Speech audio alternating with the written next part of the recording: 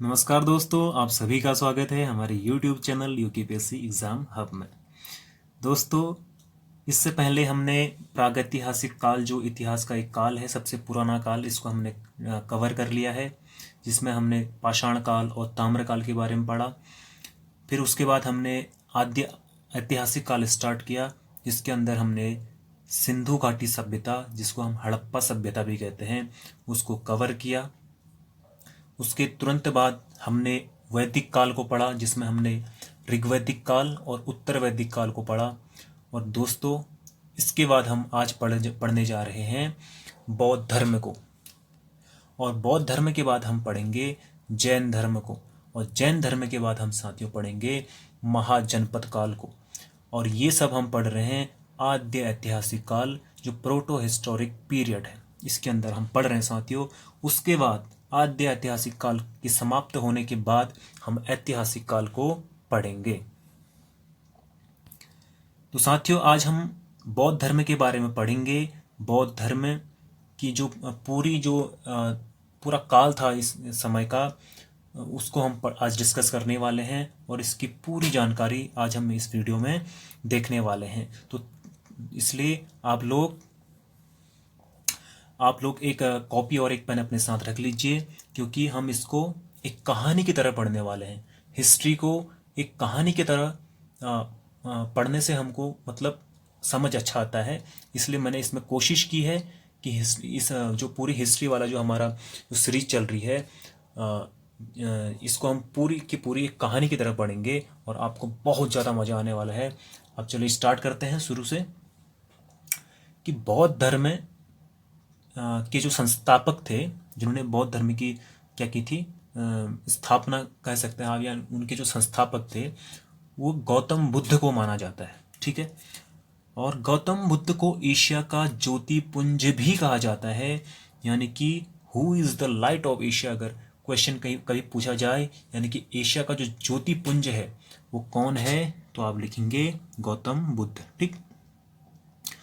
अगला देखते हैं दोस्तों, गौतम बुद्ध का जन्म 563 ईसा पूर्व कपिल वस्तु के लुम्बिनी नामक स्थान पर हुआ था। साथियों, गौतम बुद्ध का जन्म 563 ईसा पूर्व कपिल वस्तु एक जगह है, वहां के लुम्बिनी नामक स्थान पर इनका क्या हुआ था, जन्म हुआ था। ठीक। और इनकी जो मृत्यु हुई थी साथियों, वो 483 ईसा पूर्व, यानी कि 80 साल बाद, यानी कि 563 ईसा पूर्व से लेके 483 ईसा पूर्व अगर आप कैलकुलेट करोगे तो 80 वर्ष आएगा। तो 80 वर्ष बाद क्या हुआ था, इनका निधन हुआ था, इनकी मृत्यु हुई थी। इनके पिताजी का नाम शुद्धोधन था, इनकी माता जी का नाम माया देवी था। और जन्म के 7 दिन बाद ही इनकी माँ की क्या हो गई थी, मौत हो गई थी। और जिस कारण क्या हुआ कि उनकी जो सौतेली माँ थी प्रजापति गौतमी, इन्होंने गौतम बुद्ध का पालन पोषण किया। ठीक। और बचपन का नाम जो गौतम बुद्ध हैं, इनके जो बचपन का नाम है वो सिद्धार्थ है। सिद्धार्थ उनके बचपन का नाम है, यानी कि जब तक गौतम बुद्ध को ज्ञान की प्राप्ति नहीं हुई तब तक उनका नाम सिद्धार्थ था। लेकिन जब ज्ञान की प्राप्ति हो गई, उसके बाद इनका नाम क्या हो गया, चेंज होके क्या हो गया, गौतम बुद्ध हो गया। ठीक। आगे देखते हैं। बचपन से मन आध्यात्मिकता की ओर था, यानी कि जो गौतम बुद्ध थे, इनका जो मन था बचपन से ही यानी कि आध्यात्मिकता की ओर जाता था।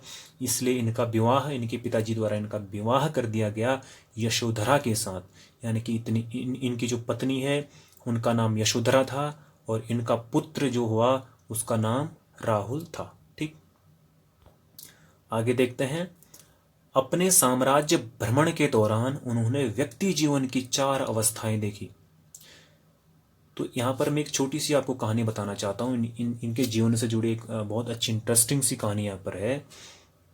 दोस्तों, एक चीज़ है कि इनके जो पिताजी हैं, यानी कि शुद्धोधन जो है इनके पिताजी, इनको एक ऋषि ने कहा था कि जो तुम्हारी जो संतान होगी, जो तुम्हारा पुत्र होगा, वो क्या होगा, यानी कि वो होगा तुम्हारा सन्यासी होगा।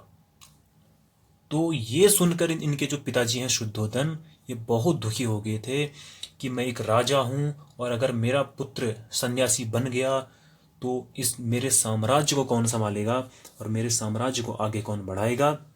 इसलिए जो राजा शुद्धोधन थे, यानी कि जो गौतम बुद्ध के जो पिताजी हैं थे, उस समय जब इनका जन्म नहीं हुआ था तो ये बहुत चिंतित हो गए थे। तो इन्होंने क्या किया कि इन्होंने सोचा कि जो मेरी जो संतान होगी उसको मैं सांसारिक दुख, जो दुविधाएं होती हैं, उनसे मैं हमेशा दूर रखूंगा और कभी भी अपने जो मेरी संतान होगी उसको कभी भी जीवन की कोई भी जो दुख होती हैं उससे मैं हमेशा इसको दूर रखूंगा, इससे परे रखूंगा, ताकि इसके मन में कोई ऐसे विचार ना आए कि ये संन्यास ग्रहण कर ले। ठीक। तो क्या हुआ कि अपने साम्राज्य भ्रमण के दौरान जब गौतम बुद्ध का जन्म हो गया था, उसके बाद जब थोड़े ये बड़े हो गए थे, तो उसके बाद क्या हुआ कि एक बार ये अपने साम्राज्य भ्रमण के दौरान क्या हुआ, ये निकल पड़ते हैं।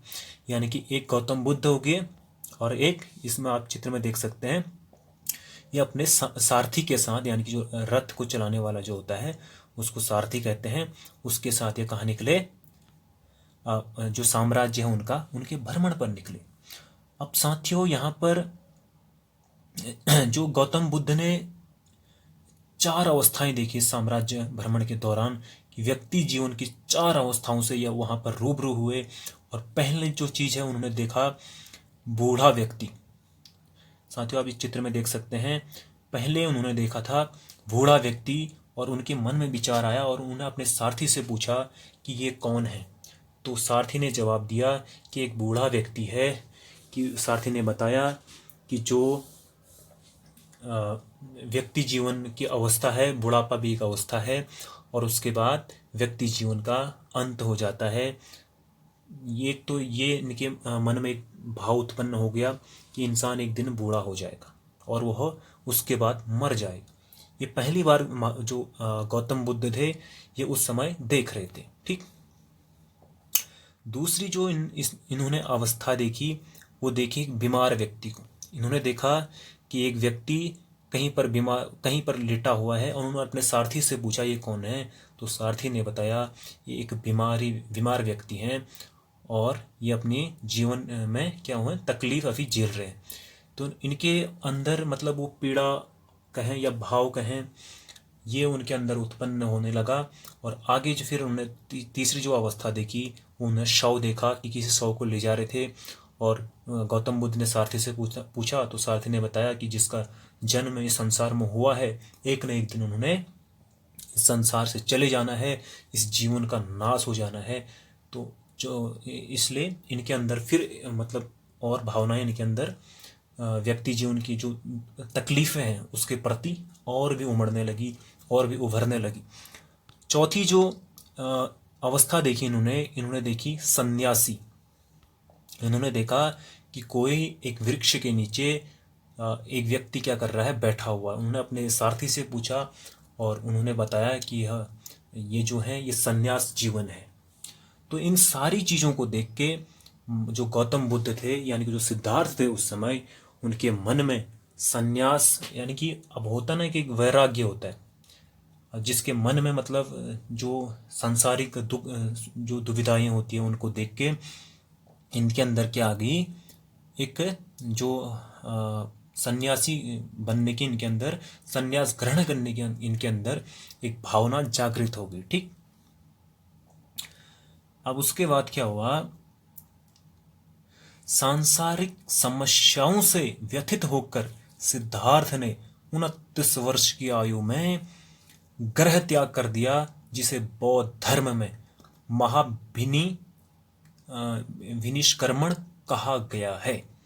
बौद्ध धर्म को क्या कहा गया है, जब महात्मा बुद्ध ने 29 वर्ष की आयु में ग्रह त्याग किया था, उसे बौद्ध धर्म में महाविनिष्क्रमण कहा गया है। ठीक है, इस पॉइंट को आप याद रखना, महाविनिष्क्रमण। ठीक। फिर उन्होंने अपने 5 मित्रों के साथ सारनाथ के वन में कई वर्षों तक कठोर तपस्या की। अब ग्रह त्याग कर दिया उन्होंने 29 वर्ष की आयु में साथियों। अब उसके बाद क्या हुआ, अपने 5 मित्रों के साथ ये कहाँ चले गए, सारनाथ के जो जंगल हैं वहाँ पर ये चले गए और फिर वहाँ पर क्या कहते हैं, ये ज्ञान प्राप्ति के लिए निकल पड़े। ठीक है, यहाँ तक आपको समझ आया होगा, मैं होप करता हूँ। ठीक, अब इससे क्या आगे की कहानी हम जानते हैं कि 35 वर्ष की आयु में कठिन तपस्या के बाद साथियों 29 वर्ष की आयु में उन्होंने घर को त्याग दिया था, क्योंकि इनके अंदर ये सारी चीज़ें आ गई थी सांसारिक, जो ये अभी मैंने ऊपर इन्होंने देखा 4 अवस्थाएं देखी थी। ठीक, अब इसके बाद क्या हुआ कि 35 वर्ष की आयु में कठिन तपस्या के बाद इनको ज्ञान की प्राप्ति हो गई। साथियों ये बहुत इंपॉर्टेंट है एग्जाम की दृष्टि से। इनको ज्ञान की प्राप्ति कब, कहाँ और मतलब किस नदी के किनारे, ये सब चीज़ें यहाँ पर पूछता है। पहले तो आप देखिए इनको ज्ञान की प्राप्ति कब हुई थी। वैशाख की पूर्णिमा की रात को निरंजना नदी के तट पर पीपल वृक्ष के नीचे इनको ज्ञान की प्राप्ति हुई थी और वो जगह का नाम है बोध गया। जो बोध गया है बिहार में जो बोध गया पड़ता है, वो उस स्थान में वैशाखी की जो पूर्णिमा की रात थी और निरंजना नदी के तट पर पीपल के वृक्ष के नीचे इनको ज्ञान की प्राप्ति हो गई साथियों। और उसी दिन से इनका नाम सिद्धार्थ से क्या पड़ गया, गौतम बुद्ध पड़ गया। ठीक, आगे देखते हैं। सिद्धार्थ से इनका नाम बुद्ध पड़ गया ज्ञान प्राप्ति के बाद, और वह अपना जो जहाँ पर ये ज्ञान प्राप्ति हुई उस स्थान का नाम था बोध गया। ठीक, अब साथियों अब ये तो इनको ज्ञान की प्राप्ति होगी, तो इन्होंने सबसे पहला जो अपना उपदेश दिया था गौतम बुद्ध ने उस सारनाथ में दिया था। कहाँ दिया था? सारनाथ में इन्होंने दिया था, जहाँ पर ये अपने 5 मित्रों के साथ, अभी मैंने पहले बताया आपको, 5 मित्रों के साथ ये सारनाथ के जंगलों में चले गए थे। अब इन्होंने अपने जो उपदेश है पहला सारनाथ में ही दिया था। ठीक, और इस उपदेश को जो इन्होंने सारनाथ में दिया था, इसे बौद्ध ग्रंथ में क्या कहा गया है? इसको बौद्ध ग्रंथों में धर्म चक्र परिवर्तन कहा गया है। दोस्तों याद रखना कि जो सारनाथ में गौतम बुद्ध ने जो उपदेश दिया था उसको बौद्ध धर्म में क्या कहा गया है? उसको बौद्ध धर्म में कहा गया है धर्म चक्र परिवर्तन। इस पॉइंट को आप याद रखना। ठीक है, कहानी को आगे बढ़ाते हैं। और इन्होंने जो उपदेश दिया था पाली भाषा में दिया था। ठीक है, आगे देखते हैं कि बुद्ध ने अपने सर्वाधिक उपदेश कौशल देश के राजधानी श्रावस्ती में दिए। अब इन्होंने अपना पहला उपदेश सारनाथ में दिया, ठीक हो गया, लेकिन जो सर्वाधिक यानी कि सबसे ज्यादा जो इन्होंने उपदेश दिए वो कहां पर दिए? ये कहां दिए? कौशल देश की राजधानी जो है श्रावस्ती में इन्होंने सबसे ज्यादा क्या दिए? उपदेश दिए थे। ठीक, आगे देखते हैं। महात्मा बुद्ध ने 4 कथन कहे थे। साथियों उस समय जो गौतम बुद्ध थे उन्होंने 4 कथन कहे थे कि संसार दुखों से भरा पड़ा है। दूसरा इन्होंने कहा था कि हर दुख का कोई ना कोई कारण है। तीसरा इन्होंने कहा था कि सभी दुखों का कारण केवल इच्छा है।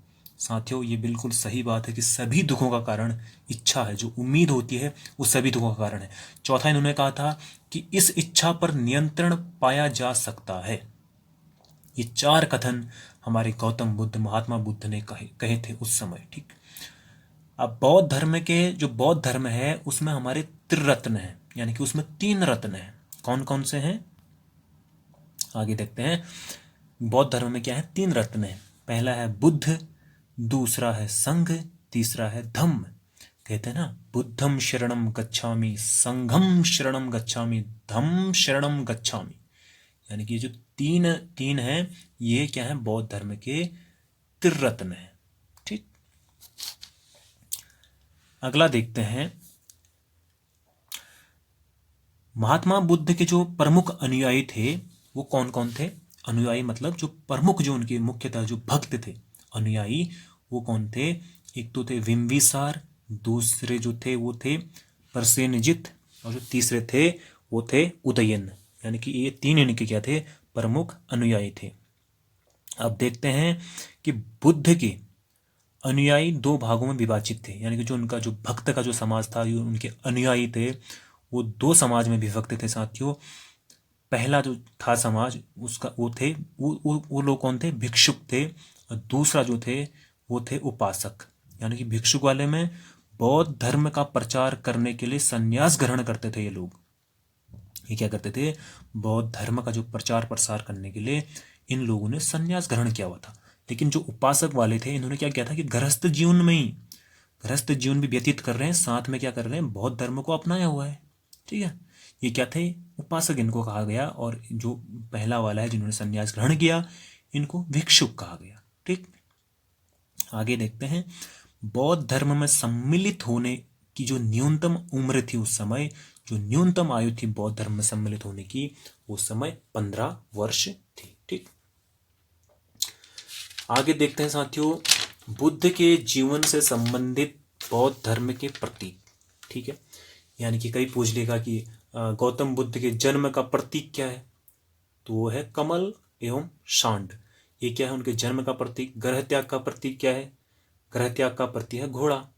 ज्ञान का प्रतीक क्या है? पीपल, बोधि वृक्ष के नीचे ये ज्ञान की प्राप्ति हुई थी, इसलिए इनका जो ज्ञान का प्रतीक है वो पीपल है। और इनका जो निर्वाण का प्रतीक है वो पद चिन्ह है। इनकी जो मृत्यु का प्रतीक है वो स्तूप है। ठीक, आगे देखते हैं कि 80 वर्ष की आयु में 483 ईसा पूर्व में कुशीनगर में इनका निधन हो गया, जिसे बौद्ध धर्म में महापरिनिर्वाण कहा गया है। बौद्ध धर्म में महापरिनिर्वाण किसे कहा गया है? अगर एक क्वेश्चन आएगा तो आप वहां पर कहेंगे कि इनकी मृत्यु जब कुशीनगर में हुई थी 483 ईसा पूर्व में, इसी को क्या कहा गया? इनकी मृत्यु को क्या कहा गया है बौद्ध धर्म में? महापरिनिर्वाण। ठीक, आगे देखते हैं। निधन के पश्चात उनकी अस्थियां अवशेष को भारत के 8 जगहों पर स्थापित कर स्तूपों का निर्माण करवाया गया। यानी कि जब उनका निधन हो गया उसके बाद उनकी अस्थियों को, उनकी जो हड्डियां थी उनको भारत के 8 जगहों पर स्थापित किया गया था और स्तूपों का निर्माण कराया गया था। यानी कि पूरे भारत में 8 स्तूपों का निर्माण कराया गया जहाँ पर उनकी अस्थियां रखी गई। और आपने सुना होगा जो सांची का स्तूप है, सुना ना आपने? तो वो सबसे बड़ा स्तूप है। इन 8 में से सबसे बड़ा जो स्तूप है वो सांची का स्तूप है। ठीक, आगे देखते हैं कि महात्मा बुद्ध के निधन के पश्चात बौद्ध धर्म के प्रचार प्रसार के लिए 4 बौद्ध संगीतियों का आयोजन किया गया। अब महात्मा बुद्ध यानी जो गौतम बुद्ध थे उनका निधन तो हो गया, अब उसके बाद इस बौद्ध धर्म का प्रचार प्रसार करना भी जरूरी था। तो इसके लिए क्या किया गया? 4 बौद्ध संगीतियों का आयोजन किया गया। जो संगीति, जो पहली वाली संगीति है उसकी जो स्थापना की गई थी वो 483 ईसा पूर्व में की गई। और ये स्थान कहाँ पर है? राजगीर में। और जो राजा हुआ करता था वो कौन था? अज्ञातशत्रु। और जो पुरोहित था उस समय वो महाकश्यप। ठीक, जो दूसरी संगति की स्थापना हुई, आयोजन हुआ जो दूसरी संगति का, वो 383 ईसा पूर्व। कहाँ पर? वैशाली में। राजा कौन था? कालाशोक। और पुरोहित साबा कामी। ठीक, तीसरी संगति का आयोजन 255 ईसा पूर्व में पाटलिपुत्र में किया गया। उस समय जो राजा था वो अशोक था और पुरोहित था मोगलीपुत्र तिस। ठीक, चौथी जो संगति है उसका जो स्थापना की गई थी वो पहली जो शताब्दी थी उसमें किया गया। और इसका स्थान था कुंडलवन। और राजा थे कनिष्ठ। और पुरोहित कौन थे? वसुमित्र जो अध्यक्ष थे। और अश्वघोष जो थे वो उपाध्यक्ष थे। ठीक, आगे देखते हैं। चौथी बौद्ध संगति के बाद बौद्ध धर्म 2 भागों में बट गया। अब क्या हुआ? 4 तो ये बौद्ध संगति बन गई। यानी कि हम आगे हैं ईसा पूर्व से, हम आप क्या आ रहे हैं? Before Christ. एक तो होता है ईसा पूर्व, आप ईस्वी में आ रहे हैं ना हम। जैसे कि पहली ईस्वी जो है, पहली शताब्दी जो है वहां पर हम एंटर कर रहे हैं। अब यहाँ पर जो इनका समाज था इन बौद्ध धर्म का, वो 2 भागों में बट गया। पहला जो है वो हीनयान है और दूसरा जो है वो महायान है। ठीक, आगे देखते हैं। हीनयान में कि बौद्ध धर्म का प्राचीन रूप इसको हीनयान को कहा जाता है, जबकि महायान को नवीन रूप कहा जाता है बौद्ध धर्म का। हीनयान में कठोर मार्ग है, इसके द्वारा कम लोग निर्वाण की प्राप्ति कर सकते हैं। निर्वाण का मतलब होता है मोक्ष, यानी कि जो हीनयान वाला जो भाग है बौद्ध धर्म का, इसमें कहा गया है कि इसमें क्या करते हैं कि कमी लोग, कहा नहीं गया इसमें, कम लोग क्या करते हैं, निर्वाण की प्राप्ति कर सकते हैं, यानी कि मोक्ष की प्राप्ति कर सकते हैं। जबकि जो महायान है यह एक सरल मार्ग है, इसमें अधिक लोग निर्वाण की प्राप्ति कर सकते हैं। ठीक। तीसरा पॉइंट है, यह बुद्ध को अलौकिक गुण वाला सामान्य पुरुष मानते हैं, जबकि महायान में यह बुद्ध को भगवान मानते थे। ठीक। अगला पॉइंट है कि बुद्ध के प्रतीकों की पूजा करते हैं हीनयान वाले, और जबकि महायान वाले बुद्ध की मूर्ति की पूजा करते हैं। ठीक। जो अगला पॉइंट है, इनका ग्रंथ पाली भाषा में रचा गया, जबकि महायान वालों का संस्कृत भाषा में रचा गया। हीनयान वाले में ये कर्म व धर्म में विश्वास करते थे, जबकि महायान वाले परोपकार में विश्वास करते थे। इसका प्रचार प्रसार लंका, वर्मा, थाईलैंड, कंबोडिया आदि देशों में हुआ था, जो हीनयान वाला था। और महायान वाले का जो प्रचार प्रसार था वो चीन, तिब्बत, जापान, कोरिया आदि देशों में इसका प्रचार प्रसार हुआ था। ठीक। इसको आप अच्छे से देख लेना इन दोनों में कि इनका जो बौद्ध धर्म का जो समाज था उस समय क्या हो गया, फिर उसके बाद चौथी संगिनी के बाद इनका समाज दो भागों में बट गया था। ठीक। अब यहाँ पर हम कुछ बौद्ध साहित्य देख लेते हैं जो बौद्ध धर्म से संबंधित हैं, इनके साहित्य। पहला है त्रिपिटक, ये मूल रूप से पाली भाषा में रचे गए हैं, इनकी संख्या 3 है। त्रिपिटक की संख्या कितनी है? 3 है। ठीक। पहला जो है वो विनय पिटक है, इसमें भिक्षु एवं भिक्षुणियों के आचरण संबंधित नियम हैं। और जो दूसरा वाला है वो सुक्त पिटक है, इसमें बौद्ध धर्म के उपदेश संकलित हैं। जो तीसरा वाला है वो अभिधम्म पिटक है, इसमें बौद्ध धर्म की दार्शनिक व्याख्याएं दी गई हैं। दार्शनिक यानी कि जो फिलोसफी होती है ना, उसकी इसमें व्याख्याएं दी गई हैं। इसका सबसे महत्वपूर्ण भाग कथा वस्तु है। ठीक। जो दूसरा पिटक है वो है जातक कथाएं। अब ये क्या है? यह पाली भाषा में रचा गया है, इसकी रचे गए हैं, ये बहुत सारे हैं कथाएं। इनकी संख्या 549 है। इनमें बुद्ध के पूर्व जन्मों की कथाएं हैं। जो जातक कथाएं हैं ये पाली भाषा में रची गई हैं और इनकी संख्या 549 है। और इसमें क्या दिया गया है? जो बुद्ध के जो पूर्व जन्मों की इसमें कथाएं दी हुई हैं। ठीक। अगला जो पिटक है वो है बुद्ध चरित। अब इसकी रचना संस्कृत भाषा में हुई है। यह अश्वघोष द्वारा रचित क्या है? पिटक है। ठीक। बुद्ध चरित को किसने रचा था? अश्वघोष ने इसकी रचना की थी। और इसमें देखते हैं कि यह एक महाकाव्य है। ठीक है। यह क्या है? एक महाकाव्य है। इसमें बुद्ध का जीवन वृत्तांत और उनकी शिक्षाओं का वर्णन है। किसमें? बुद्ध चरित में। ठीक है। अश्वघोष द्वारा रचित यह है और बुद्ध चरित, और इसकी जो रचना है वो संस्कृत भाषा में हुई है। यह एक महाकाव्य है और इसमें बुद्ध की जो जीवन वृत्तांत और उनकी शिक्षाओं का वर्णन है, और इसे बौद्धों की रामायण कहा जाता है। याद रखना साथियों, बुद्ध चरित को बौद्धों की रामायण कहा जाता है।